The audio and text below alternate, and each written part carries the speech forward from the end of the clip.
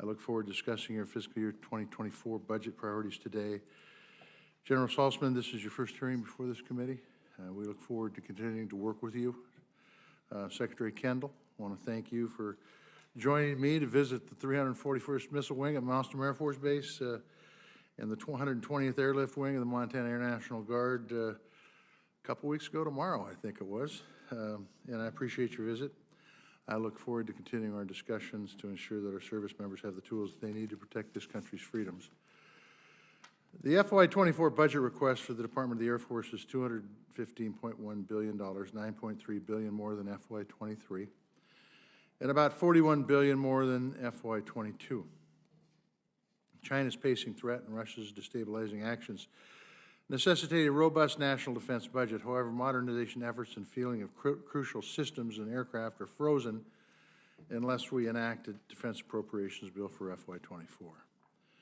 We cannot allow CRs to block our progress towards a modernization and robust and capable Air Force and Space Force.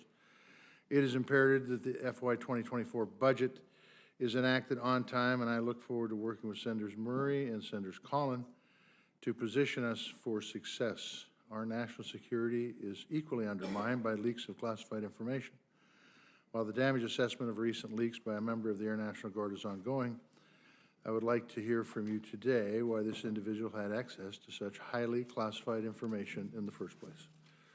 Until we can confidently guarantee that our folks receiving security clearances will keep our nation safe, I will continue to push for common sense reforms to the background check and security classification process. Further, while it is important to explore and invest in modernization improvements of our assets and systems, these efforts fall flat unless they can be translated into capabilities delivered to the warfighter. As in previous years, your request for modernization programs grow significantly, while your procurement request remains relatively flat. This is concerning because it implies that experiments, prototypes, and modernization efforts are not transferring to large-scale production. We cannot let record-high investments in innovation and modernization go unrealized. Once again, I want to thank you, each of you, for your service to this country. Before you make your opening statements, I want to turn it over to my ranking member, Senator Collins, for any comments she would like to make.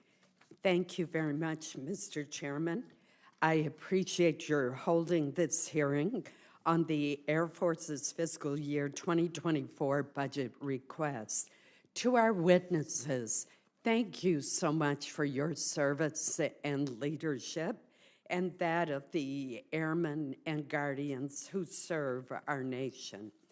Secretary Kendall, the 7 operational imperatives that you and the chiefs have established for the Air Force and Space Force provide a useful framework for our analysis this morning. In many respects, the budget request reflects your continued focus to implement them, such as proposals to double funding for missiles, to increase funding for the Space Force by 15%, and to accelerate the development of the next generation air refueling systems optimized for the Indo-Pacific theater. Until that new system is in place, I welcome the department's continued commitment to recapitalizing all of the legacy KC-135 aircraft across the Air Force, including the 60-year-old airframes flown by the maniacs of the Air National Guard in Bangor, Maine. However, there is a lot in this request, or perhaps more accurately, not in it, that raises questions about whether the budget will achieve the 7 imperatives before our country faces the challenges that you seek to address. Let me highlight just 3 of them. First, the department is proposing to retire 3 times as many aircraft as it plans to buy this year. If this request were to be enacted with no changes, by my calculation, the Air Force would have 800 fewer aircraft in 2028 than it does today. Meanwhile, China continues to increase both the number and the capability of its most advanced fighter aircraft, the J-20 and the J-16. Second, the mission-capable rate for the F-35 in February was just 53%. It's not clear to me how this budget request will tackle this problem. And the Air Force obviously is far less effective if many of its planes are grounded. I would like to know how this budget request will improve the operational availability of the F-35. Finally, the Air Force is the largest consumer of fuel in the federal government. Therefore, the Air Force has the greatest exposure of budget shortfalls and readiness risks if the cost assumptions in this request understate the actual price of fuel. For 2 years in a row, that's exactly what has happened. The budget request has underestimated fuel costs, and Congress has come to the rescue to protect training and readiness.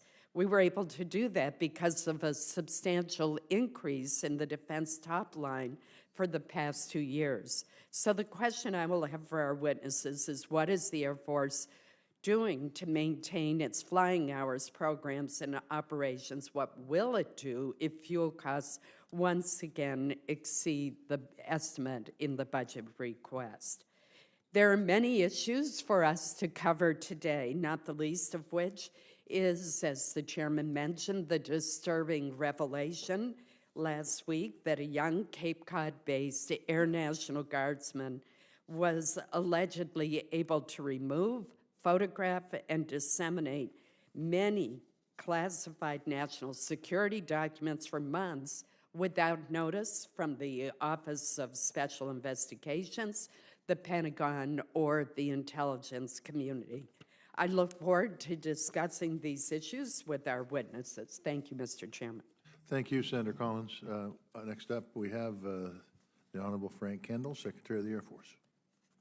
Thank you, Mr. Chairman. Chairman Tester, Ranking Member Collins, members of the subcommittee, thank you for the opportunity to testify on the Department of the Air Force's FY24 budget submission. Approximately 1 year ago, I began my testimony before this committee with a quote from General Douglas MacArthur, reminding us that the history of failure in war can almost always be summed up in 2 words: too late. That warning is even more valid today. Over the past year, under the rubric of the 7 DAF operational imperatives that Senator Collins mentioned, the Department of the Air Force has worked to define the capabilities and technologies that we need, along with the programs and resources required to deter and, if necessary, prevail over our pacing challenge: China, China, China. In FY24, we are requesting approximately $5 billion as a direct result of this work, and over $25 billion for operational imperative-related investments. War is not inevitable, but successfully deterring conflict is heavily dependent on our military capabilities. In our FY24 budget request, there are approximately 20 completely new or significantly rescoped program elements, some of which are classified, that we must develop, produce, and field if we desire to maintain the air and space superiority that America and our allies have counted upon for decades. In order to proceed with any of these programs, the Department of the Air Force needs timely authorizations and appropriations. The Department of the Air Force is ready to move forward with the next generation of capabilities we need, and there is no time to lose. In addition to these new starts or enhanced efforts, the FY24 budget includes requests for additional resources to increase production and accelerate development of programs essential to the Department's missions as defined in the National Defense Strategy. For the strategic triad, we have fully funded the Sentinel ICBM, the B-21 Raider bomber, the long-range standoff weapon, and our nuclear command and control programs. For the conventional force, we are increasing production of both the F-35 and the F-15EX. The Next Generation Air Dominance program is funded to move forward, and as indicated last year, an uncrewed collaborative combat aircraft program of record is fully funded in our FY24 request. We are also continuing the acquisition of sensor programs like the E-7 Wedgetail and the new Resilient Missile Warning and Tracking Space System. As we indicated last year, hard choices have been required to move the department into the future. We deeply appreciate the support of the Congress and this committee for the divestitures we have requested last year. This year, we must continue the divestment of the over 40-year-old A-10 Warthog. This program has served us well, but it is absorbing resources needed for higher priorities. We ask for Congress' continued support for this and other identified changes we must make to field the forces we need to be successful against our pacing challenge and other threats. But of course, it isn't all about the equipment we need to perform our missions. It's also about the men and women who serve in the total force, active, guard, reserve, and those who support them. I recently returned from the Indo-Pacific, where I met with a number of our teammates. Excuse me, I think I may have skipped a page. We appreciate Congress's support for a 4.6% pay raise last year. This year, we are asking for a 5.2% pay increase, the largest one-year increase we have ever requested. In line with Secretary Austin's Taking Care of People initiative, we are continuing to invest in child development centers and housing to meet the highest priority needs of the airmen, guardians, and their families. Like the other services, with the exception of the Space Force, the Air Force faces challenges in recruiting in a generation where the propensity to serve is the lowest that we've seen in decades. We are removing barriers to service to ensure that anyone with the capability and desire can serve to their full potential. Under the National Defense Strategy, we are strengthening teams, both in the Joint Force and with our allies and partners. Building these relationships, investing in our ability to work together is the essence of integrated deterrence. The effectiveness and importance of these relationships are on display in Europe today, where NATO is stronger than ever. I recently returned from the Indo-Pacific, where I met with a number of our teammates and where I participated in the groundbreaking event for one of the Enhanced Defense Cooperation Agreement bases in the Philippines. Our budget request also supports strengthening our partnerships around the world, especially where we confront our pacing challenge and most acute threats. I started by talking about the value of time, and I'd finish by highlighting a legislative proposal that can save up to 2 years of that valuable time. Our proposal would expand Rapid Acquisition Authority so that military departments can more quickly respond to emerging threats and take advantage of evolving technology. Within reasonable constraints, this legislative proposal would allow progress on compelling national security needs that would otherwise be delayed until the next submission and approval of the President's budget. I've been pushing this reform for many years, and we look forward to working with the Congress on this proposal. In closing, I believe the Department of the Air Force is well postured to move into the future. Our work to define that future is not complete, but it has produced compelling results that are reflected in our FY24 budget submission. We look forward to your questions today and would like to offer a more complete briefing on the classified details of our submission at your convenience. Thank you, Mr. Chairman. Thank you, Secretary Kendall. General Brown, you have the floor. Good morning. Good morning, Chairman Tester and Ranking Member Collins and distinguished members of this subcommittee. I'm proud to represent the 689,000 total force airmen serving our nation. I want to thank you for your steadfast support to our airmen and their families. It's an honor to join Secretary Kendall and General Salzman to testify on the fiscal year 2024 budget submission. This budget builds on the progress made in fiscal year 2023 and marks the next milestone towards the transformation of the Air Force to address the evolving security challenges outlined in the National Defense Strategy. As I emphasized last year, we must continue to accelerate change or risk losing our strategic advantage. The Department of the Air Force's operational imperatives describe key capabilities that must be attained to enable the Air Force's modernization in the face of a rapidly changing threat environment. We remain dedicated to ensuring our investments and resources outlined in this budget submission are aligned with the National Defense Strategy so the Air Force can continue to deter our adversaries, prevail in conflict, and to execute our mission to fly, fight, and win air power anytime, anywhere. Not sometime in some places, but anytime, anywhere. This budget ensures the Air Force continues to provide the nation the assurance of air superiority, the advantage of global strike, the agility of rapid global mobility, and you combine that with the adaptability of intelligence, surveillance, and reconnaissance, and the authority in our command and control capabilities, providing the ability to sense, make sense, and act. This is what we must do today and what we must be prepared to do tomorrow. In order to provide these core functions to the nation, we must accelerate development of programs essential to our mission with this budget submission. To provide the assurance of air superiority, we're increasing production of the F-35 and F-15EX, as highlighted by the Secretary, while the Next Generation Air Dominance Program continues development. To provide the advantage of global strike, we fully funded the Sentinel ICBM and the B-21 Raider bomber. To provide the agility of rapid global mobility, we must continue the recapitalization of the KC-135 fleet while moving towards the Next Generation Air Refueling System. To provide the adaptability of intelligence, surveillance, and reconnaissance, we are transitioning to the E-7A complemented by other persistent, connected, and survivable systems. And to provide the authority of our command and control, we continue to mature advanced battle management system by investing in digital infrastructure and modernizing cloud-based communications. Last year's budget started our necessary transformation, and we indicated that hard choices would have to be made. Often these choices are between current capacity, readiness, and future capabilities.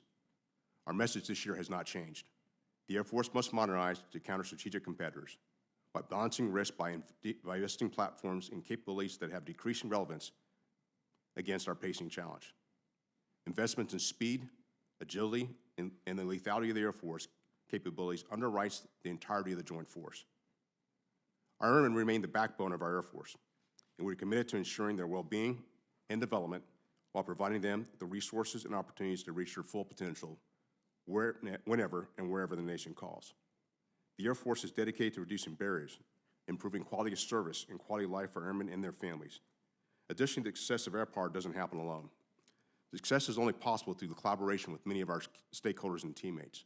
I want to thank the Congress and this subcommittee for their past and continued support. We look forward to working with you on our FY24 legislative priorities like expanding rapid acquisition authority, furthering modernization efforts at the Nevada Test and Training Range, preventing encroachment on our nuclear launch and control facilities, and supporting pilot production through civilian contractor position conversion. While we remain the strongest Air Force in the world, we must continue the change required to address both today and tomorrow's national security threats. We must have teamwork and collaboration with all of our key stakeholders to accelerate providing our airmen the capabilities they need to deter and project credible combat power. We must have on-time appropriations and avoid continuing resolutions to stay ahead of the pacing, acute, and unforeseen challenges now into the future. There's not a moment to lose. Thank you for the opportunity to be here with you today, and I look forward to your questions. Thank you, General Brown. General Salzman. Chairman Tester, Ranking Member Collins, distinguished members of the committee, thank you for your continued support and for the opportunity to testify on the Space Force Fiscal Year 24 budget submission. As the Space Force enters its fourth year, we continue to mature as an independent service and are fully delivering on assigned missions. Since assuming my responsibilities in November, I've traveled globally to engage with guardians, combatant commanders, and military service chiefs from partner nations to better understand where the Space Force should focus our efforts. Across the board, each of these groups emphasize the vital role space plays in strategic competition and integrated deterrence. As this committee well understands, competition and deterrence require investment in and modernization of technology, training, and partnerships. That is what the FY24 budget submission for the Space Force does. This budget submission is directly in line with the National Defense Strategy and the Department of the Air Force operational imperatives. As the FY24 budget will allow us to further efforts to develop a resilient space order of battle and prepare for rapid transition to a wartime posture against any potential adversary to fight and win in a high-intensity conflict. In conjunction with ongoing modernization projects, the Space Force has several new starts for FY24 to support these efforts. Investing in these modernization projects will allow us to execute our assigned missions as we move forward to better posture for the emerging complexities of the space domain and the threat systems being fielded by strategic competitors. Space is now undeniably a contested warfighting domain. China and Russia define space as such and are investing in technology meant to undermine U.S. advantage in the domain. China, our pacing challenge, is our most substantial threat into and from space. But Russia also remains an acute threat. Both present serious challenges with space capabilities that can track and target U.S. military forces on land, at sea, and in the air. Both can hold U.S. space assets at risk with cyber and electronic warfare, lasers, ground-to-space missiles, and space-to-space orbital engagement systems. These systems threaten the space architecture the nation relies on for prosperity and security. To meet this challenge, the Space Force will prioritize 3 lines of effort. First, fielding ready, resilient, and combat-credible forces. Second, amplifying what I call the Guardian spirit. And 3, partnering to win. These are directly in line with Secretary Austin's mission, people, and team priorities. In sum, this budget request is designed to deliver the forces, personnel, and partnerships the Space Force requires to preserve U.S. advantages in space. To build resilient, ready, combat-credible forces, we are accelerating the pivot towards modern, more defendable satellite constellations and support infrastructure. We are conducting transformational force design analysis based on threats, operational needs, and costs so that we can maximize our budget while investing in effective missile warning, space domain awareness, communication, and navigation systems. Additionally, we are investing to ensure our networks are hardened to defeat cyber threats and that we have the operational test and training infrastructure necessary to prepare Guardians for high-intensity conflict. With our second line of effort, we are amplifying the Guardian spirit by recruiting, developing, and retaining the best talent and empowering Guardians to succeed. Investment in space-centric curriculum for entry-level schools will build Guardians laser-focused on space operations in competition and conflict. Guardians will be empowered through Mission Command to innovate and execute in those scenarios. Notably, and with congressional support, we plan to integrate the space mission elements of the Air Force Reserve into the Space Force to offer Guardians flexible career paths, including both full-time and part-time duty, to retain talent and bring private sector experience to the force. The third line of effort acknowledges that the Space Force relies on partnerships to accomplish our mission. We are investing in training, education, data sharing, and integrated capabilities with our allies and partners. The Space Force will strengthen our presence in all combatant commands where Guardians are already making solid connections with allies and partners. Because of its critical importance, the Space Force is collaborating with commercial partners to build resilient capacity and leverage emerging technologies. To enhance this partnership, the Space Force is working to eliminate barriers to such collaboration so that we can build enduring advantages and field them more rapidly. In conclusion, thank you for the opportunity to discuss the Space Force's FY24 budget request. The Space Force continues to be the preeminent military space organization in the world. Our adversaries seek to challenge our advantage in space, but with the support of this committee, our Guardians will be able to outwork, out-innovate, and out-compete our potential adversaries to ensure that we maintain that advantage. The FY24 budget request will make this possible, but only if the Congress passes timely appropriations. I look forward to your questions. Thank you. Thank you, General Salzman. I want to thank all three of you for your testimony. As I said in my opening statement last week, the FBI arrested a 21-year-old Air National Guardsman. He had access to highly sensitive information that we can't even talk about in this forum. So, General Brown, I've got three questions. Number one, why did this individual have access to this classified information? Number two, how could this guardsman take this information and distribute it electronically for weeks, if not months, and nobody knew about it?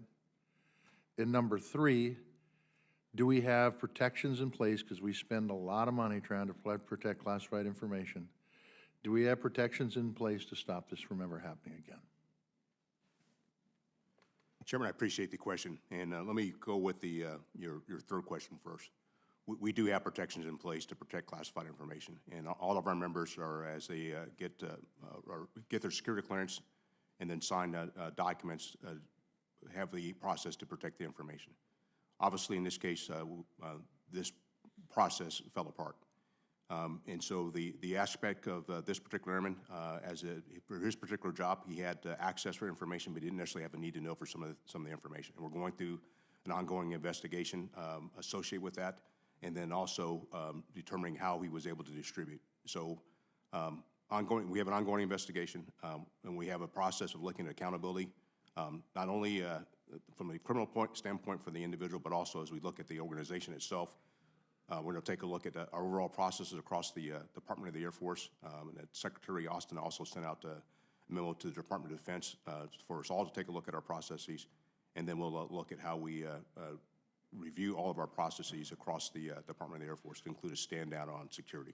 So I'm going to flesh this out a little bit more. You in your opening statement said that your oversight of 689,000 of some of the best people in the world that are under your command. How did this person even get access? Did he do it legally? Did he do it illegally? How did he have access to this information? Chairman, he actually has, because of his duties, he has access to some aspects based on his job as a cyber administrator. He took advantage of that access, and I don't want to go into more detail, too much detail, but I can talk to you in a closed session with. We will have a closed session with the Air Force. I'm talking a little off script here, but we will, because I think there's some things we need to talk about in the SCIF, not only this, but other things.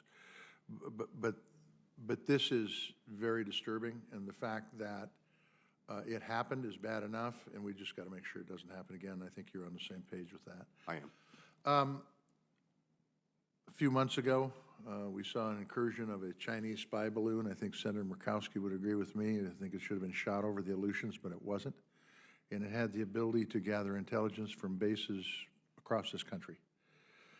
The administration put in $90 million in this budget to improve detection and assessment. I assume this question is for you, Mr. Brown. Is there a point, General Brown, I'm sorry, is there a point person within the Air Force to improve our detection and assessment of the balloon issue? Because I don't think it was the first one. Chairman, we actually have an individual who's Kristen Baldwin, who's actually not only for detection, but we're also looking at all the other aspects of detection, tracking, and how you negate that future threats like that. Okay, and can you tell me who that person is, or? Yes, sir. It's Kristen Baldwin. She works in our acquisition career field. But what we've done is that we have a team that's come together to take a look at all the various capabilities that we have as a department, but also outside the Department of the Air Force that are in development to figure out what the best tools are to counter threats like that in the future. Okay. The NORTHCON commander has told us that he has additional unfunded requirements for Air Force over-the-horizon and long-range expeditionary radars. We need to provide the resources, and I think this committee on both sides of the aisle wants to make sure our nation is safe, okay? And provide the resources to do that. So why has the Air Force decided to put this on the unfunded list instead of a higher priority? Chairman, if I could. Sure, Frank, go ahead. You know, we have funded 2 new over-the-horizon radars in the budget. There's quite a bit of money in the budget to field those and get them in place. The money that I believe is on that list for General Van Herk is to accelerate that process on the margins. It's not a fundamental change. It just tries to move it a little bit faster. Okay, let's talk about the industrial base, because it's a concern on all the branches of the military. There was about $900 million put into last year's budget for the industrial base and supply chain issues. Can you tell me if that money has gone out the door and what kind of benefits it has provided for the Air Force? Yeah, I think a large fraction of that money has gone out the door, but I'll have to get that for you for the record. Okay. There are a number of things we do with those funds, but essentially what we're trying to do is ensure that our supply chains are healthy. Yes. Identify any gaps in our supply chains that need to be addressed. And does that include workforce? Workforce in the industry. In the industry, yes. It can, but generally that's an indirect effect rather than a direct effect. I gotcha. So I would really like to, before I turn to Susan Collins, or Senator Collins, I would really like to get information as to the money that we put in. Is it actually having an effect? Is it actually doing what we wanted to do? And this, by the way, will happen across the board for all the services. And is it actually making a difference? Because regardless of what number we put on the defense budget, if it's not being utilized in a way that makes a difference for you, then we've got to do something else. It's fairly intensive work across the department to identify weaknesses in the industrial base and to prioritize the things that need some additional resources in ways appropriate. In the past, we've done some things in space, for example, for very selected subcontractors in space, specific technologies. There are other things we funded, like casting capabilities and so on, where the return for industry isn't there to make those investments without the without the department's support, assistance, essentially. Okay, Senator Collins. Thank you, Mr. Chairman. Let me just follow up, General Brown, with the questions that the chairman started with. As I read the press reports about the Airman First Class who allegedly took perhaps hundreds of sensitive classified documents, the first thing that came to my mind is whatever happened to need to know.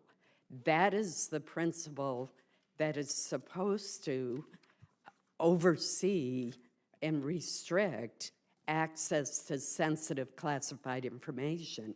Instead, allegedly, this Airman First Class used the JWIC system, the classified internet system to access all sorts of sensitive classified documents that had absolutely nothing to do with his job.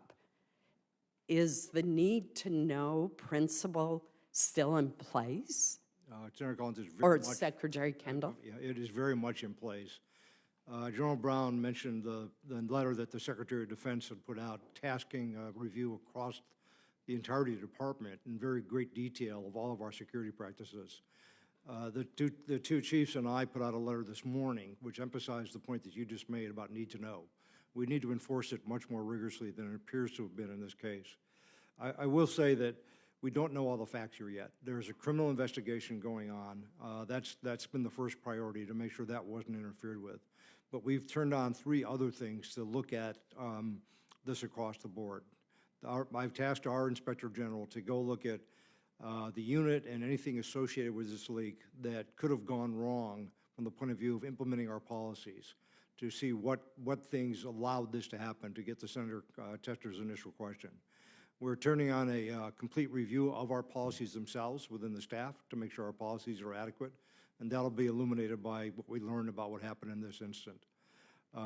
We are asking the entire force to do a stand down, to review their security practices, to conduct training as necessary, respond to the Secretary of Defense's guidance. There is a full court press going on about this. We're all disturbed about it, and we're working very, very hard to get to the bottom of it and take corrective actions. Thank you, Mr. Secretary. One follow-up question for you on this issue, and that is, it appears that this was going on for many months without the airman allegedly being caught. And when he was caught, it was because of investigative journalism, not the controls within the Air Force. That is equally disturbing. That is absolutely one of the things we'll be looking at. Apparently, he shared it from press reports with a group of friends in a chat group that was supposed to be isolated. It got out of that group, but it was there for, as you say, for a period of months. It got out of that group, and there's some press reports more recently about it being disseminated by some other people. We're going to get to the bottom of all of that. We have to tighten up our processes and our practices to make sure this doesn't happen again. Thank you. General Brown, last year I met with former Defense Secretary Gates, and I asked him what was the most important thing, action that we could do to strengthen our national security. And I expected him to say, have a larger Navy or improve recruitment or answers like that. Instead, he said, no more continuing resolutions. And you made a reference in your testimony. Could you, so that everyone understands the harm of putting the department on a continuing resolution, illustrate the problems that it causes for our military? Sure.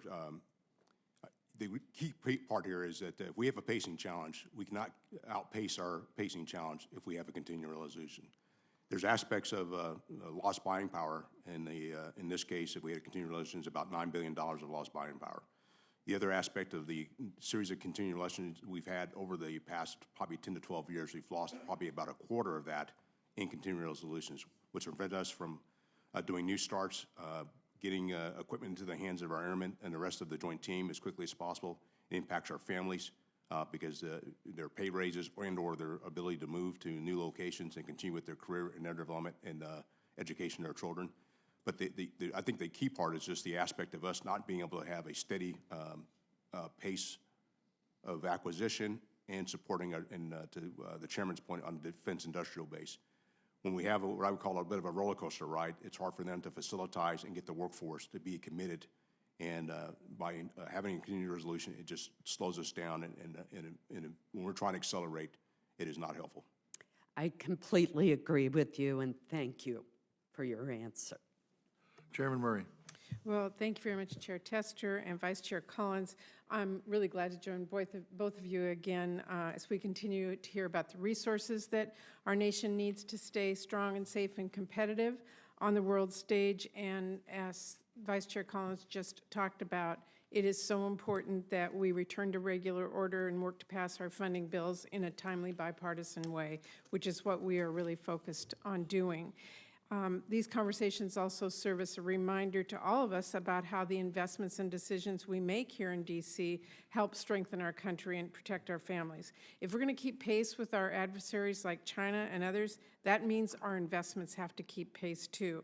We can't fall behind, and we certainly can't fall into uncertainty due to partisan gridlock. So I'm really glad to have this opportunity today in this committee to hear from our witnesses about what that means for our Air Force and Space Force, and of course how we can support our service members and their families.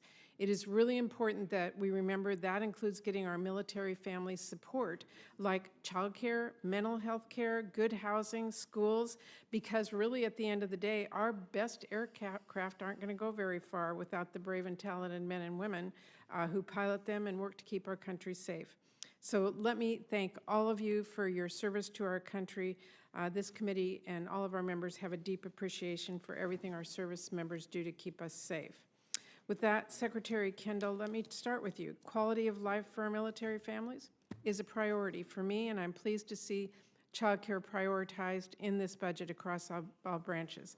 However, I consistently hear from families at Fairchild Air Force Base about Child Development Center wait lists and challenges finding high quality and affordable child care.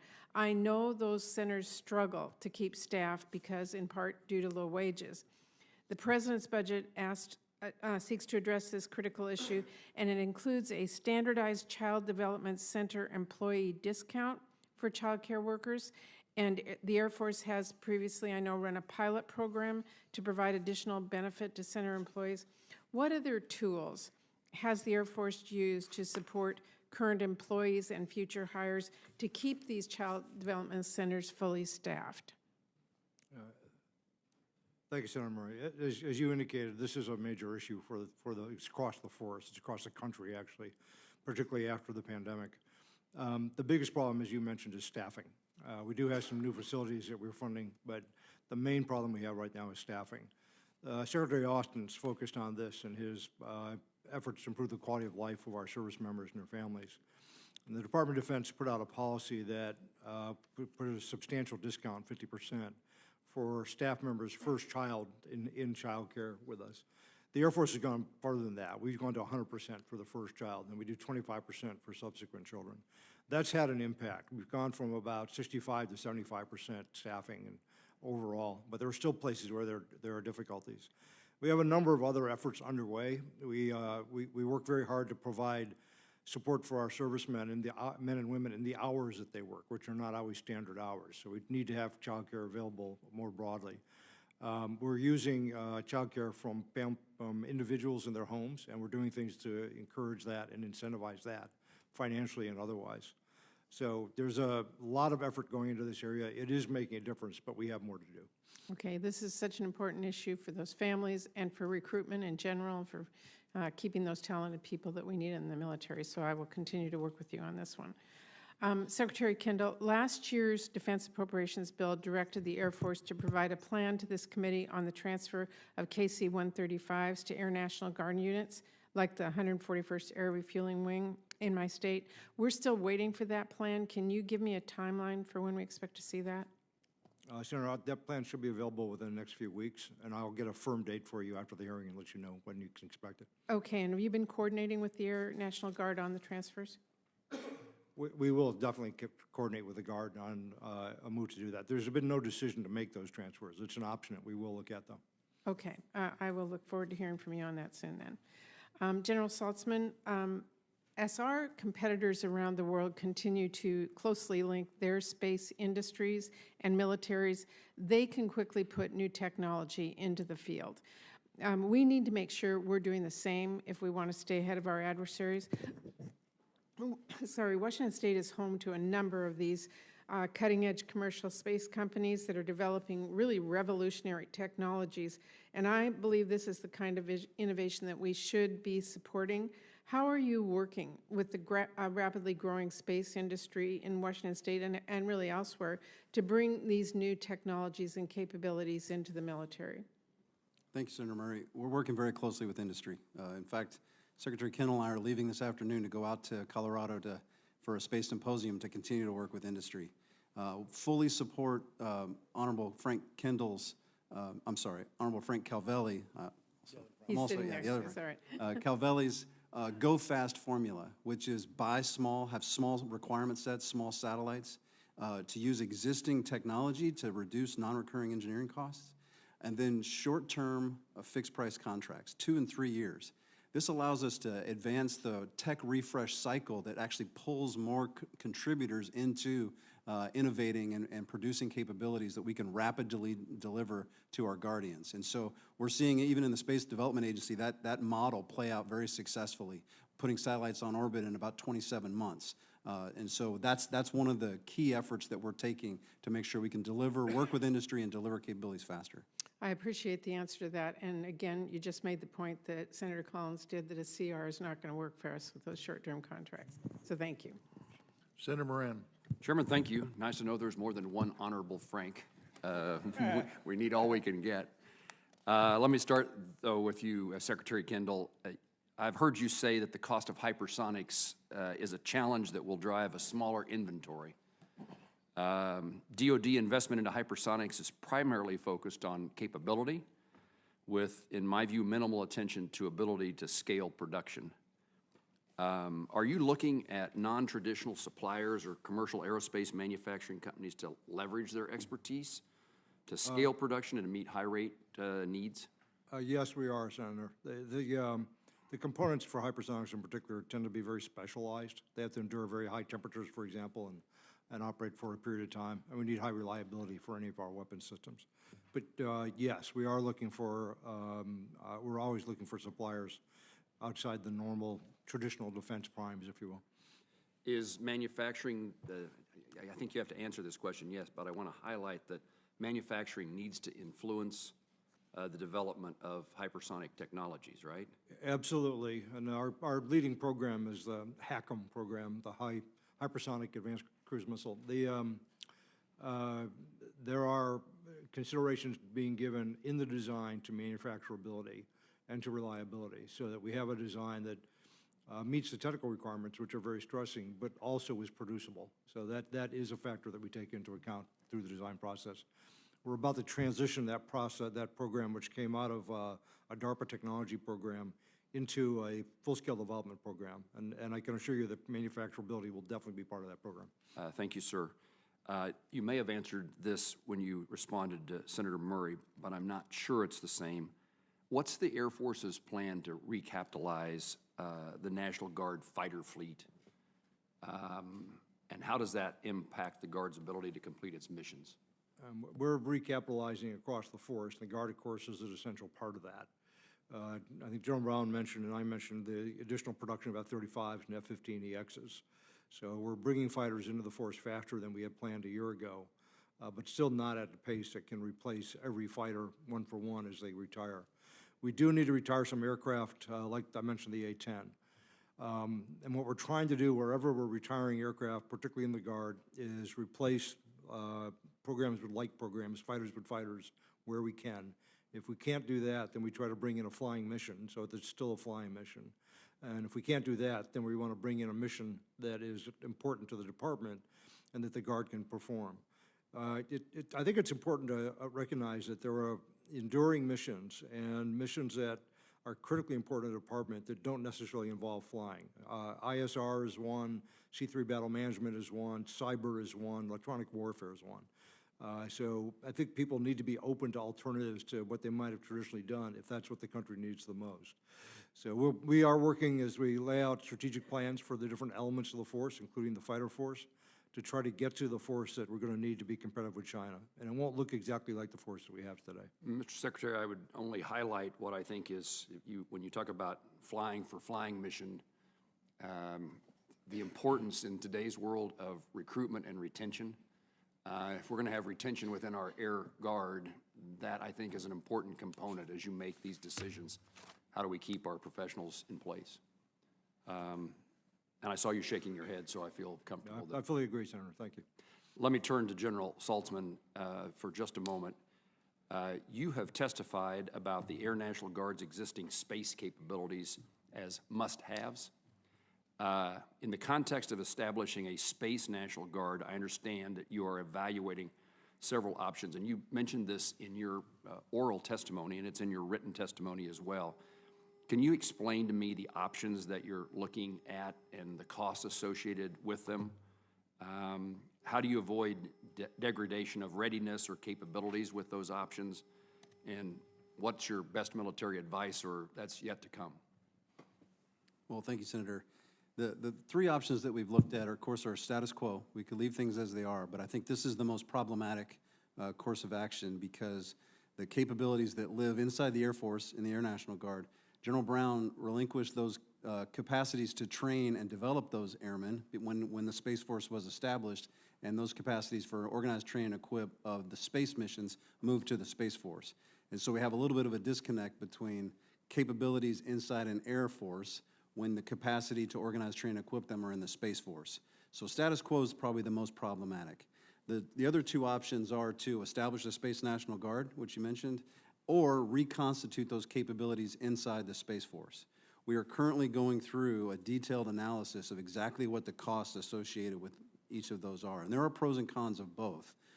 And my best military advice would simply be to make sure that we choose the most cost-effective way of implementing, because we have a lot of high-priority projects that require a lot of money, but also to minimize the operational impact in any kind of transition.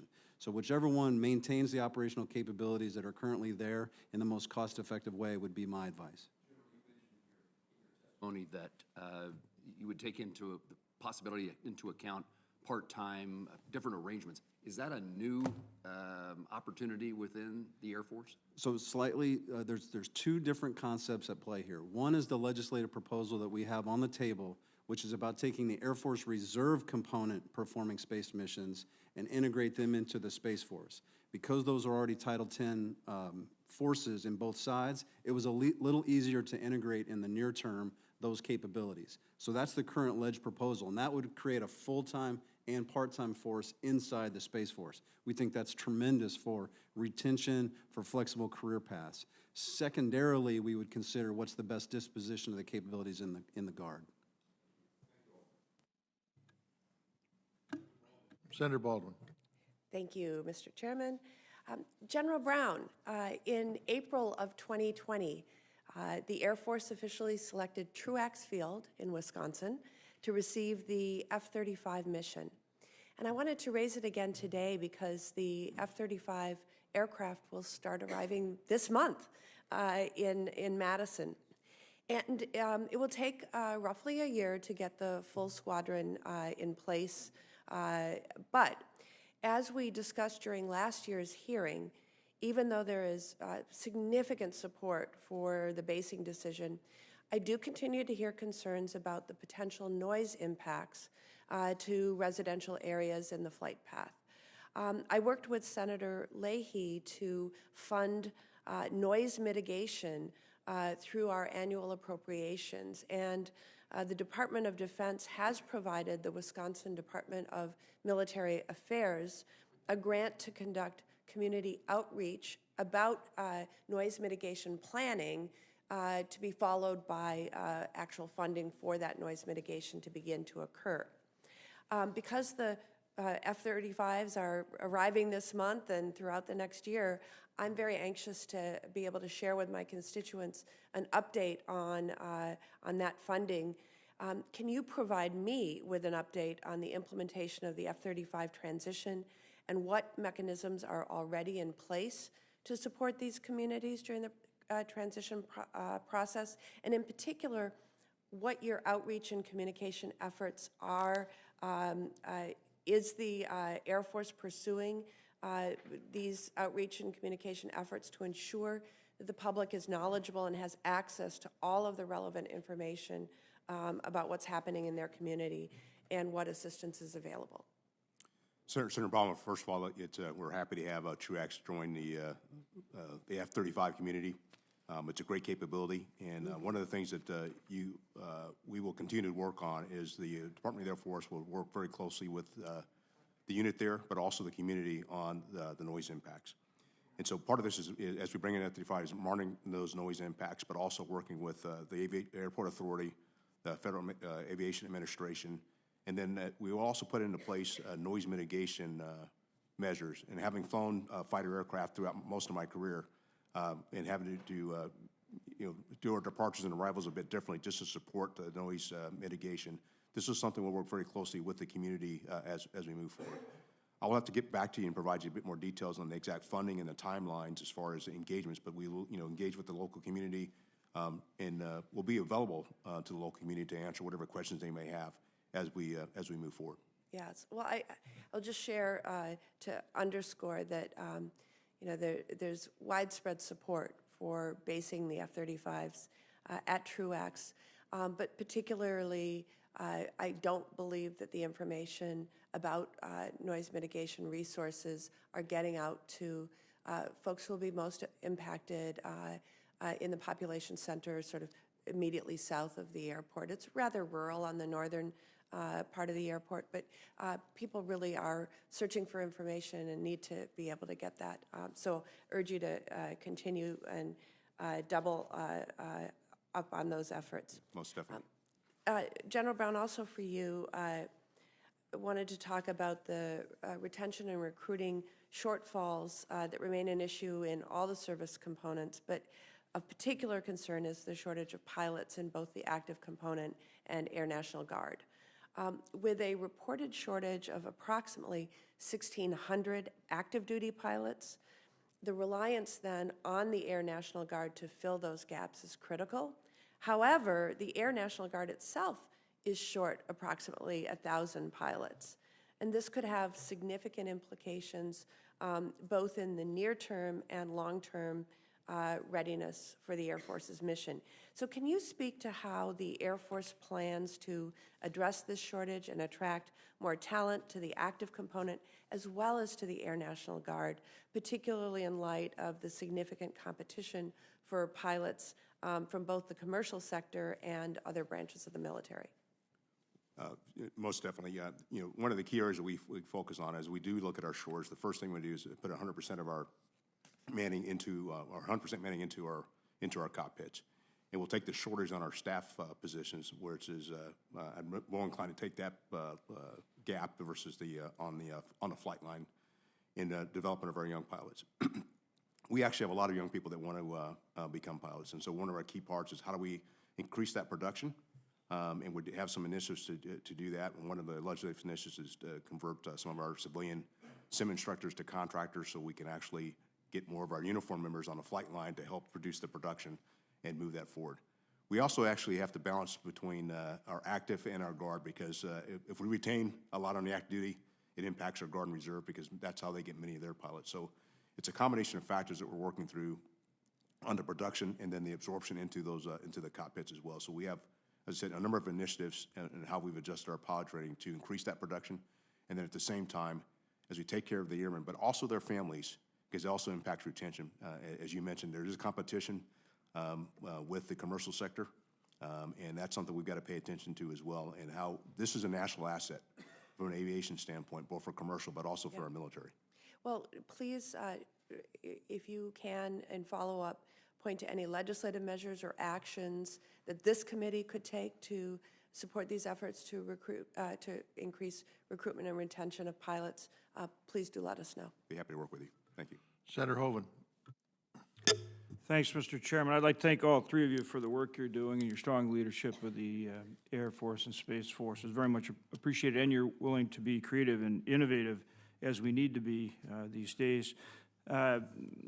Secretary Kendall, I was just in South Korea and Taiwan.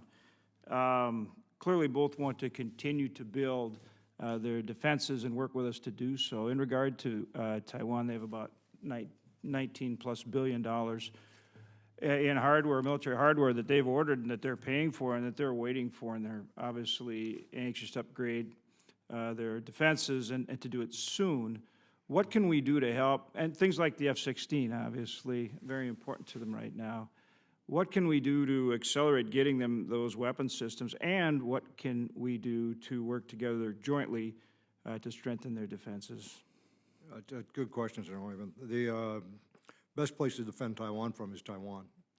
And in having Taiwanese have the capability to defend themselves against the threat that they face, I think is a high priority for us. The F-16s are a program that we're trying to move through some supply chain and some production difficulties to get into place. Getting through the bureaucratic pipeline would be very helpful, getting those sales approved. One of the things that we've been working with Taiwan on is the mix of things that they have in their military to make sure that it's appropriate to the mission that they have their highest priority. I think you may have seen in the press recently that they're buying or attempting to buy some Harpoon anti-ship missiles, which would be very helpful, actually. So we are working with Taiwan. It's not an area that I'm leading in, but it's one that we work very hard on to make sure that their requirements are met. At the end of the day, Taiwan has got to decide for themselves what they want to have in their inventory.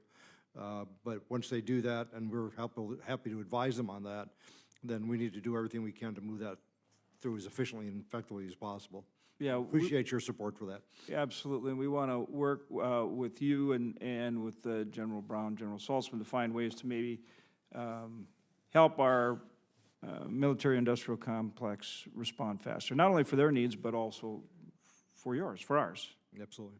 Along those lines, General Brown, in regard to modernization, in your comments, all three of you, which I absolutely agree with, vitally important, the effort to modernize the nuclear mission, which is incredibly important, certainly important to our chairman and myself with bases in Malmstrom and at Minot Air Force Base, Minot being the only dual nuclear base. How are we doing? And we've worked very hard to fund this.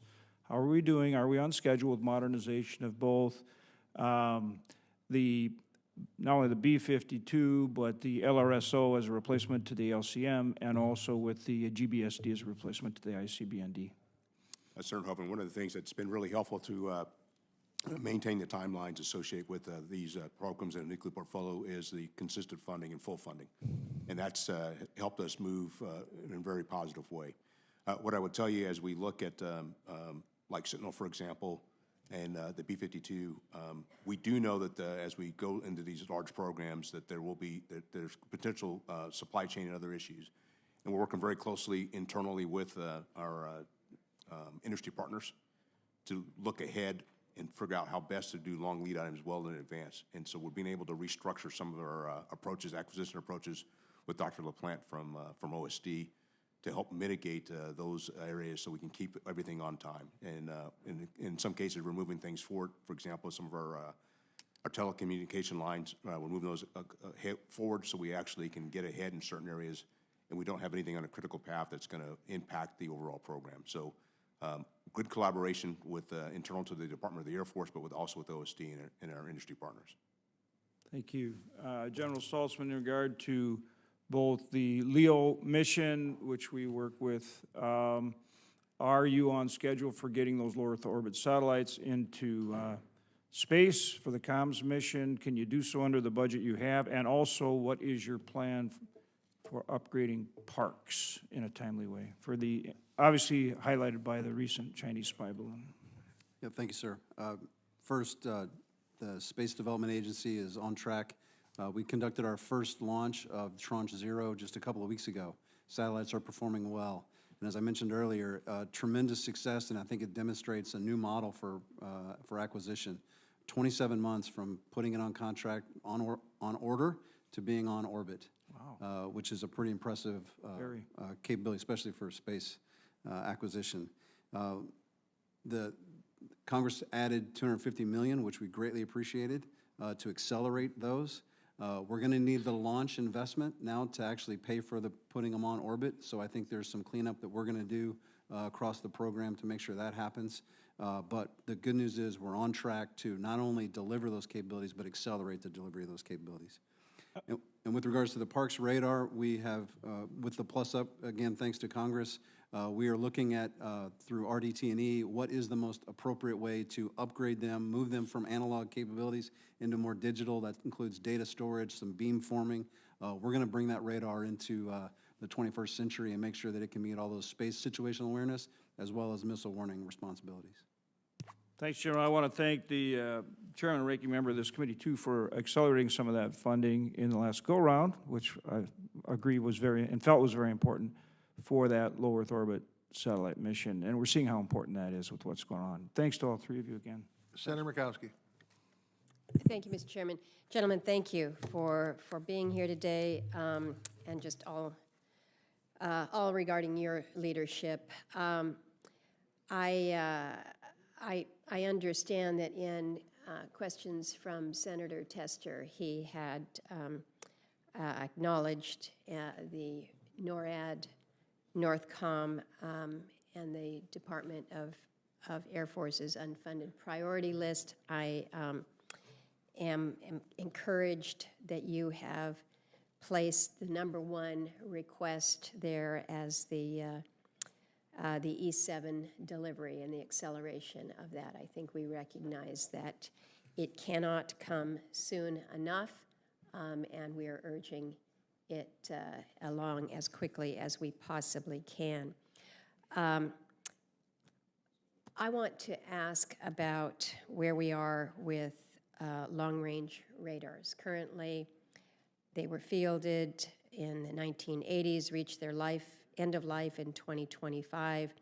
Right now, there's no current program of record to replace the existing long-range radars, making the $3 the only viable option to maintain the required domain awareness for Homeland Security, Homeland Defense there.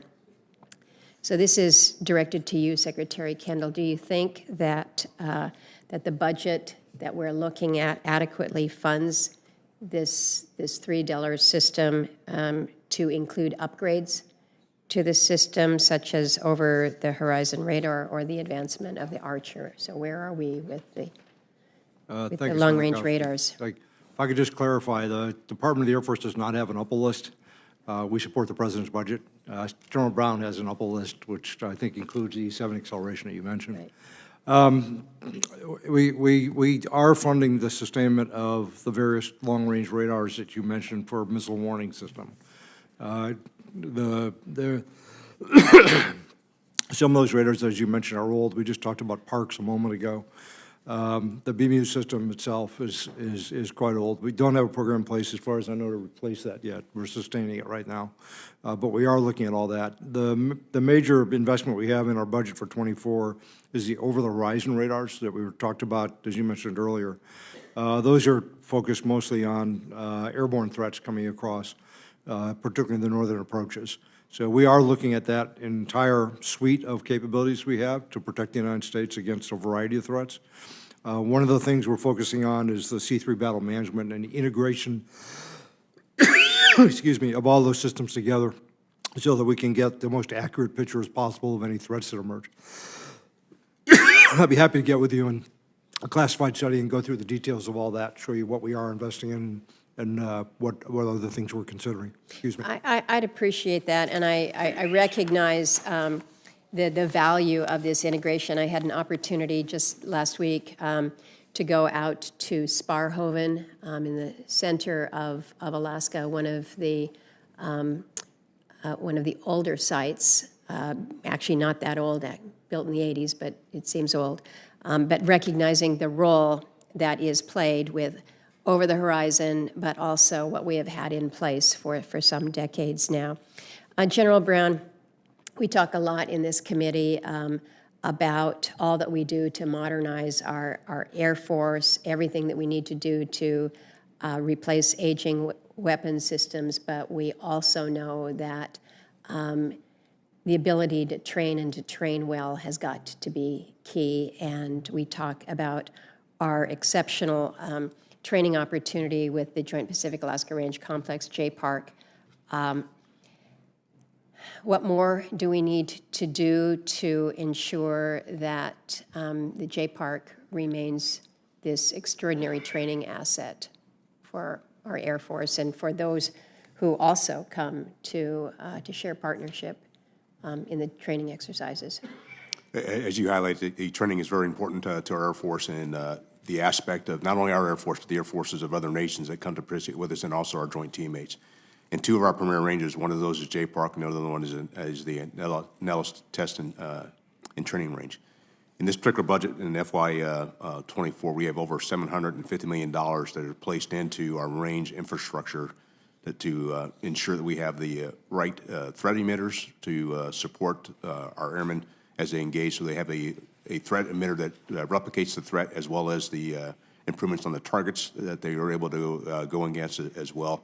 And then on top of that, it's the supporting infrastructure to support the ranges. So we're on a good path, but we've got to continue to keep focus on, as we have this money into this year's budget, I just continue to see that both of those ranges, Jay Park and the range at Nellis, are two key areas we're going to continue to invest in to ensure we have the capabilities to train our airmen. Okay, we'll know that we're going to continue to place a priority on that.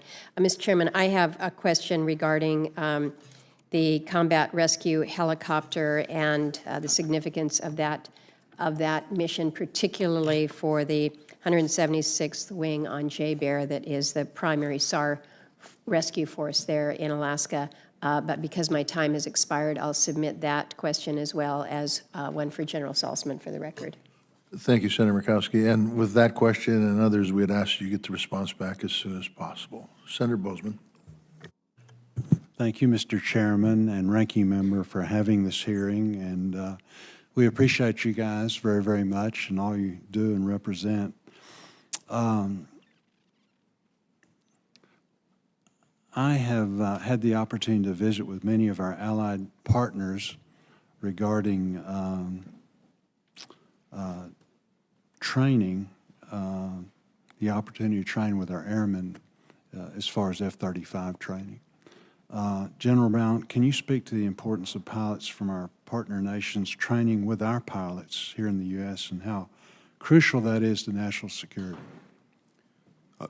Senator Bozeman, thanks for the question. I will tell you just from my own personal experience in my many years operating with our allies and partners, and most of my time as general officer working with allies and partners, how much they value the opportunity to train together, whether it's at locations overseas, but primarily here in the United States, where they can actually use some of our advanced ranges like I just talked about. And so there is real value in the aspect of them being able to train. And as we bring on the F-35, not only for the United States Air Force, but with our allies and partners, their ability for us to train very closely together as we bring in this new capability, it helps provide additional capacity as we look at our collective security, not just our national security, but the security we share with our allies and partners as well. Very good. And this is the cream of the crop. So not only are they, helping with defense, but also the ability to develop those relationships with future leaders of their countries. The other important point I continue to hear from our allies is the need for training to start on time. They have timelines and commitments along with the need to be ready to fight if needed. As we continue to build F-35 capacity, our U.S. bases are becoming resource constrained and affecting our allies' ability to train. General Brown, with U.S. air bases becoming more crowded, can you speak to why it's important to have the ability to invest in future F-35 training centers?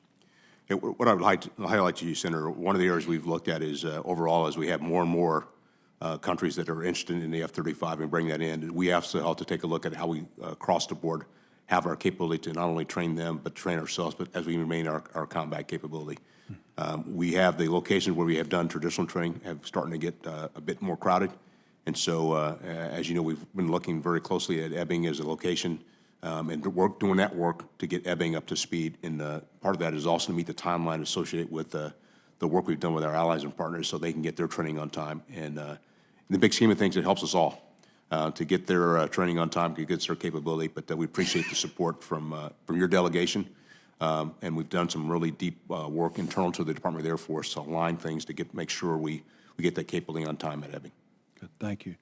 Mr. Secretary, do you feel like you've got all of the authorities that you need regarding, things going forward to help build the training capacity that we need?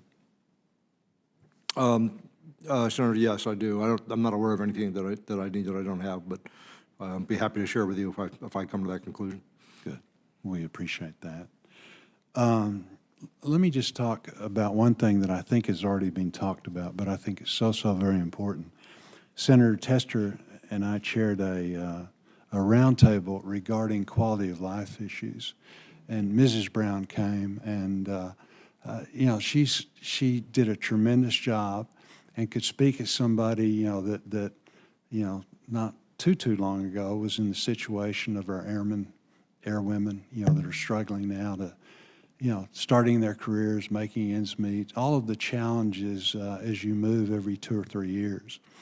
So I guess what I would say, and it doesn't matter if you're in the Space Force, regular, you know, reserve, whatever, but particularly, like I say, the challenge of moving, spousal, you know, opportunities regarding their ability to work, schools, childcare is such a huge issue, and I want to compliment you all. You all are doing a really good job in those arenas, but also it's going to become more and more important from a recruiting and a retention standpoint, those quality of life issues.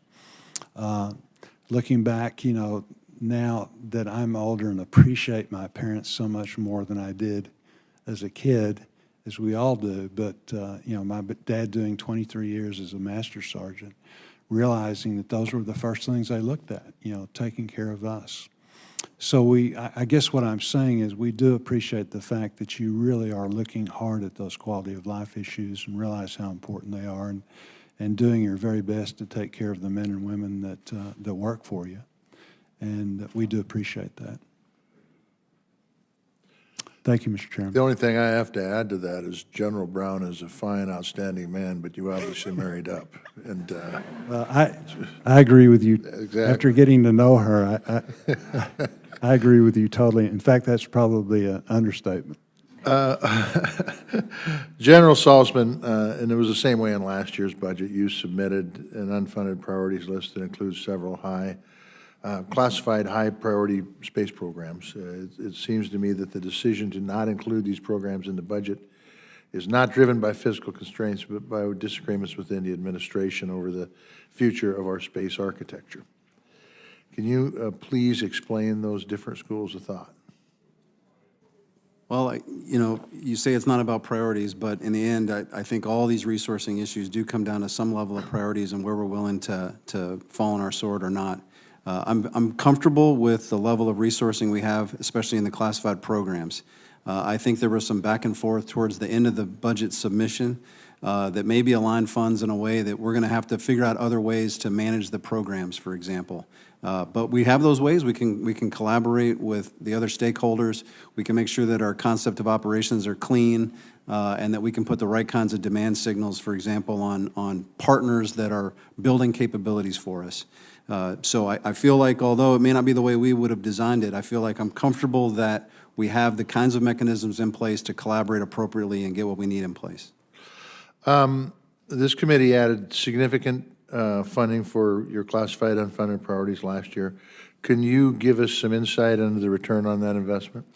I'm happy to say that I expect that by the end of my tenure, if I make it all the way to 26, that you're going to see a substantial on-orbit capability that allows us to compete in full spectrum operations. Okay. I'm not sure I could have said that 2 years ago, but the fact that we've accelerated the programs and we've built a program that delivers in capability in terms of 3, 4, 5 years, I'm very comfortable that we have a program in place that'll do just that. Okay. Secretary Kendall, you made a decision on a different power source for the F-35, and you chose the Pratt & Whitney over the GE, and I've got no dog in this fight. I want to just make sure we're doing what's right for the Air Force. The question that I have is it's my understanding the Pratt & Whitney engine's on paper and the GE engine is sitting on a stand. Can you give me some of the thoughts, process that you went through when you made that decision and why you chose one over the other? Thank you, sir. There's a Department of Defense decision, actually, and a decision I support. The competition essentially was between an advanced technology that had been in worked for several years. I was part of the starting of that and continuing it, called AETP, which provides a substantial improvement in fuel efficiency as well as other features. The unfortunate thing about this is that it's a very expensive program to continue. There's a large upfront cost associated with engineering, manufacturing, development for that program. And at this point, the only of the 3 F-35 variants, the Marine Corps, the Navy, and the Air Force, the only one that is definitely compatible with that program is the Air Force's. So the Air Force would have had to carry that entire cost, several $1 billion, to do development before you start production. So that was just simply not affordable. The enhanced core upgrade that we did fund provides an acceptable level of improvement to meet our known needs, and it is compatible with all 3 variants of the F-35. So that was where we ended up. So the issue was compatibility. Cost and compatibility. I would say affordability for us was the first concern. Okay. We couldn't get past that threshold. If we had, then it would have been probably a different answer. Okay, Senator Sheen. Thank you, Mr. Chairman, and thank you all. I'm sorry I missed much of the questioning for other hearings, but Secretary Kendall and I guess General Brown both, we continue to be concerned in New Hampshire about the level of PFAS that continues to contaminate the former Pease Air Force Base. And I know that the Air Force is taking steps to address that and to plan for the aqueous film-forming foam, whatever is going to succeed that in terms of being able to fight fires. Can you speak to where you are in terms of developing that alternative and what you expect to be a timeline for when that will be available? Senator, we've been unsuccessful in finding a equivalent alternative to the PFAS. So what we're doing basically is going to water as the alternative for now. I think, as you're aware, the EPA has come out with a new criteria, which is in the final stages of regulatory consideration. The Air Force has assessed our bases, including Pease, to understand how much contamination we have. And once there's finalization of that, then we'll start looking at remediation and moving forward to try to do something to clean this up. You and I spoke about this before. It's something of great concern. We want to make sure that nobody around any of our bases is in an unsafe condition, particularly with regard to their drinking water. I appreciate that, and I do appreciate very much the cooperation that we've gotten from the Air Force in New Hampshire. It's made a huge difference. One current challenge that I think you're aware of is there's a difference in interpretation of something that was in the NDAA about making information available to the local public about contamination, and hopefully we'll be able to work that out in a way that is agreeable to both the Air Force and communities. Can you also speak to when the remote vision system, this may be for you, General Brown, for the KC-46 is going to be operational? If I have my facts right, I think it'll be FY26 is when it'll be operational. We'll be able to start cutting it in. But I'll make sure I come back to you to get the... I mean, the current system is being used now. It's cleared for all but one of our aircraft. But the fix to the problems you have, the remote viewing system, as General Brown said, will be coming in, and I think in 26. We'll confirm that, though. That has slipped again, has it? It's my understanding that that was originally going to be fielded in 25.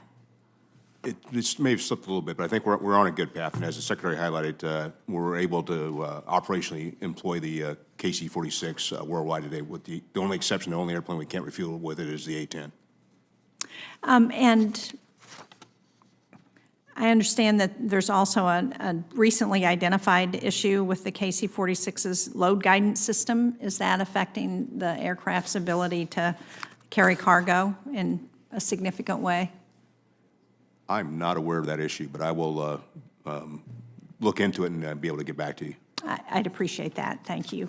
General Salzman, I know I just had an opportunity to meet with a number of National Guard members in New Hampshire, and one of the things that they are still not clear about is how the one component proposal is going to operate in terms of National Guard across the country. Can you talk about how you see that working and what you're doing to address the concerns of the state adjutant generals on that issue? Yes, ma'am. Thank you. The legislative proposal that we put forward for this year simply takes the reserve component and integrates them into the active Space Force. So that is just the Title X Air Force Reserve aspect of this. It was a simpler administrative lift to make sure that we understood exactly how to do this. But it also set aside the discussion for the National Guard at this point. So it is a two-step process. I think if we get the legislative proposal in and signed off in law, that will allow us to start looking at how the Space Force can actively use both full-time and part-time guardians to do its mission set. Then I think you have the opportunity to open up and evaluate whether that same model could be extensible out to the National Guard as well. But it is a two-step process at this point. And do you anticipate any opportunity for adjutants general or other representatives of the Guard to weigh in with you as you're thinking about how this second iteration should go? I talk to Dan Hokanson all the time. He's, of course, the chief of the National Guard Bureau. He reflects the opinions of all of those tags that are out there. And so I would say that, at least from a space perspective, we are engaged already to make sure we understand what the requirements are, what the limitations are, what the opportunities are to better integrate. We're a little bit stuck, as I said, with the status quo, where the Air Guard has responsibility for training a space mission, but we don't really have the capacity on the Air Force side to do that. And so we've got to come up with some solution, and the tags are fully engaged in helping us do that. Thank you. Thank you, Mr. Chairman. Senator Capito. Thank you, Mr. Chairman, and thank you all here, and it's nice to see you again. We had our meeting several weeks ago, and I appreciate that.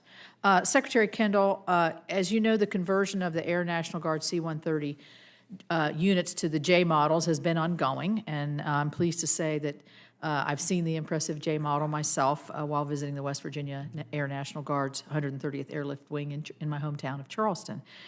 But they made us aware that the aircraft our Guard units are receiving may be behind in some of the modification processes for tactical data link capabilities, an upgrade that's necessary to integrate with the rest of the joint force if we found ourselves in a combat environment. I'm wondering, does the fiscal year 2024 budget address this tactical data link deficiency? I believe it does, Senator. I think we're doing that. There was a period of time over which we're going to do that with some of the fleet. I can get the details of that to you for the record, though. Okay, so General Brown, how does improving that tactical data link, what kind of difference does that make in a combat environment, and how important is that? What tactical data link does is really increases situational awareness for the aircrew. And so they have not only a better sense of where they are, but a better sense of the other activity that's going on around their aircraft and how they can help contribute to the mission. And so, having flown with tactical data links and fighters personally, it really does help your situational awareness to have a good understanding of what's going on in the environment. So is the goal to transition, I mean, you said most, Secretary Kendall, is the goal to transition those, all of those to that more advanced data link, or some, or what? Yes, Senator. I mean, the goal is to actually move as many of those as we can as those aircraft have surface life on it to put the tactical data link into. Okay, good. That's good news.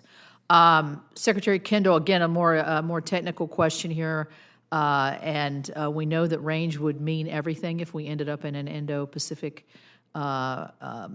situation. And I'm also have the 160th Airlift Wing in Martinsburg, West Virginia, which operates the C-17 Globemasters. But they are not equipped right now with the extended fuel range tank, which would make a big difference if we found ourselves in the Asia Pacific. How does the budget deal with that? Is that something that you're planning to transition all the C-17s to? And then, General Brown, I'm going to ask you too what kind of impact that would have.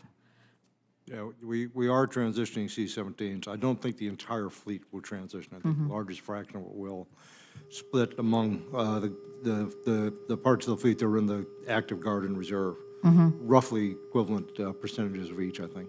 Okay. We can give you the exact numbers. For the Okay, yeah, we'll follow up with that and appreciate that. General Brown, do you have a comment on that, what that could mean and what difference it makes? You know, as the Secretary said, it's, that modification is roughly equivalent across the active guard and reserve. What it does do is provide options as far as being able to go further in different locations, Right. to be able to break capability and capacity, particularly in the Indo-Pacific, where, again, having served there as the Commander of Pacific Air Forces, just, you know, the extended ranges that we have to operate in. This is where that capability will be very helpful. Well, I mean, you won't find any better airlift wings than I have in West Virginia, I can tell you that. I have to put that advertisement in. I might have some disagreement here, but I'll say that. Secretary Kendall, I know that, and I haven't been here for the whole hearing, but certainly the data breach and the leak of classified information, I think, was alarming to everybody, and I could maybe even put you in that category. We're concerned about the damage that's been done, but I mean, I think we need to look forward here. I understand that DOD is conducting a review of the processes at the DOD level. Are you doing the same within the Department of the Air Force? Absolutely. Alarming, I think, is as good a word as any to describe what's happened. We are doing a number of things, and I discussed some of them earlier, but we are investigating to see what errors might have occurred or breaches of policy and so on that could have allowed this to happen, in addition to obviously whatever wrongdoing by the individual. We're looking at the unit, we're looking beyond the unit, other things that could have influenced this. We are reviewing all of our policies. And we have direction from the Secretary of Defense to do a review across the department of a whole number of things that have to do with information protection, basically. Right. So Secretary Austin signed out a memo yesterday on that with a lot of detailed guidance and a fairly quick suspense to come back. The two chiefs and I signed out a memo this morning emphasizing, amplifying on what the Secretary had said, but also emphasizing some areas such as need to know and enforcing need to Right. know. This individual, whatever else was true, had no reason to be looking at or having possession of those documents. And we have to do a better job of that. That's clear, if nothing else is from this.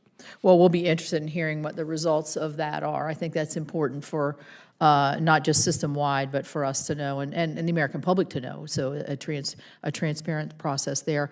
Just a quick comment on the information that's come out about this individual that was arrested. There's a lot of discouraging things about it, but for me, I was just sitting here thinking about it, thinking it's almost like it was a game. It was you're in this chat room with supposedly with small amounts of people, and all this kind of chatter. It's not a game. You're endangering lives. You're endangering freedoms, just eroding trust, and so I think that is one aspect of it that is incomprehensible, I think, to many of us, and I'll put myself in that boat. And you don't need to comment on that. I just wanted to make a quick comment. I agree with you. But you described it exactly the same way, that any airman or guardian or anyone in uniform could not appreciate the seriousness of this material and how damaging it would be to have it get out into the public domain. That's a fundamental problem of its own right. That's what the appearance is in this case. It's a criminal investigation, so Right. we don't want to say too much about the case itself, but that appearance is very disturbing. Thank you. Thank you. We have Mr. saved Chairman. the best for last. Senator Collins. Thank you, Mr. Chairman. Mr. Secretary, I want to return to the F-35 engine issue. As I understand it, there were two factors driving the administration's decision, and I support that decision. One is the adaptive engine transition program was not compatible with the Navy and Marine Corps variants of the F-35. The second factor, as I understand it, is the Joint Program Office did a business case analysis which described stark differences in the overall life cycle costs between proceeding with the engine core upgrade path chosen by the administration compared to the more expensive engine replacement. As I understand it, the engine core upgrade would actually decrease the overall costs of the program, while the engine replacement option would have the opposite effect. It would substantially increase the cost of the program well into the billions of dollars, even after you account for fuel cost savings. Is my understanding correct? Roughly, let me just tell you my view on this. I've seen a number of business analyses, but basically, there's a large upfront cost associated with the AETP engine. You have to go through an engineering development program that's going to cost several $1 billion and take several years. So that upfront cost, there's affordability of that, for the Air Force at least, was a major factor. There is a return, there's a value to having that enhanced performance. You get more range, you get more capability out of the aircraft, and you get more power off of the engine that you can use to drive all the things on the aircraft. So there's a judgment call, if you will, about the value of those things relative to their cost. The fuel savings over time would take a very long time to pay for themselves. So that's really not, I think, at the end of the day, in terms of financial impact, a major factor. The fact that the ATP would not fit in all three, it certainly will not fit in the Marine Corps version. There's some disagreement about whether it will fit in the Navy version or it could be made to fit in the Navy version, and I'll defer to the Navy to give an opinion on that. So at the end of the day, when you looked at the needs of the old Department of Defense, the decision that was made, and I support it, was to go ahead with the engine core upgrade. It's not quite as mature, so there is a little bit of risk in that, but it gets us to our known requirements, and so that's the path that we're on right now. Thank you.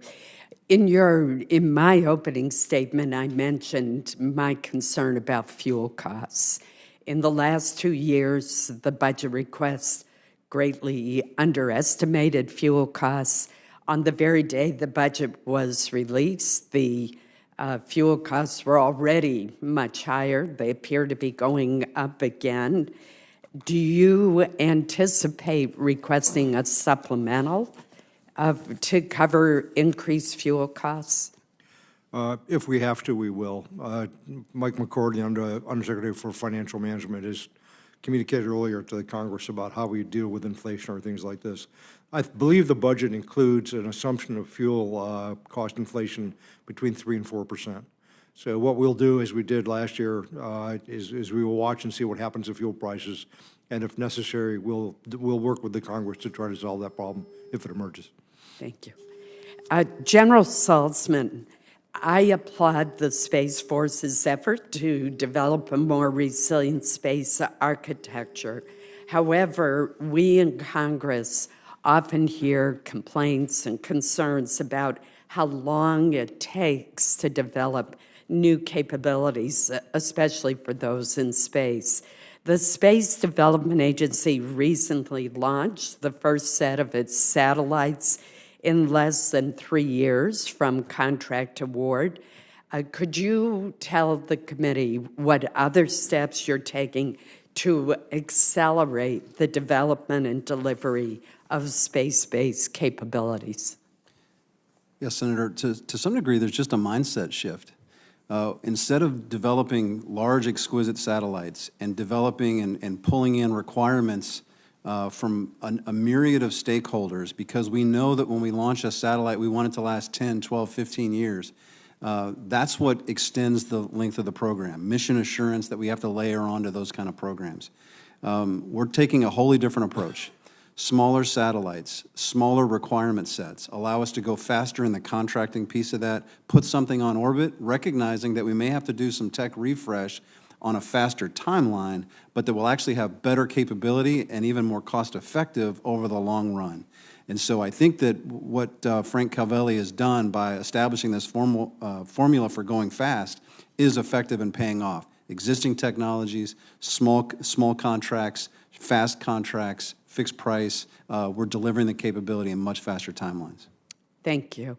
Mr. Secretary. If I could add to that, one of the things that we're taking advantage of is the transformation of the commercial world in space to much more efficient, much more cost-effective designs and engineering practices that support the business case that commercial firms have. So we're basically able to capitalize on that in things that we're building for military purposes. So it's a nice synergy there between the commercial world and the Department of Defense's world now. Thank you. Thank you, Mr. Chairman. Thank you, Senator Collins, and I want to express my appreciation to all three of you for your testimony here today and the questions that you've answered. Senators may submit additional written questions, and as I said earlier, we'd ask you to respond to all of them as quickly as possible. This Defense Subcommittee will reconvene on Tuesday, May 2nd at 10 a.m. for a hearing with the Department of the Army. We stand in recess.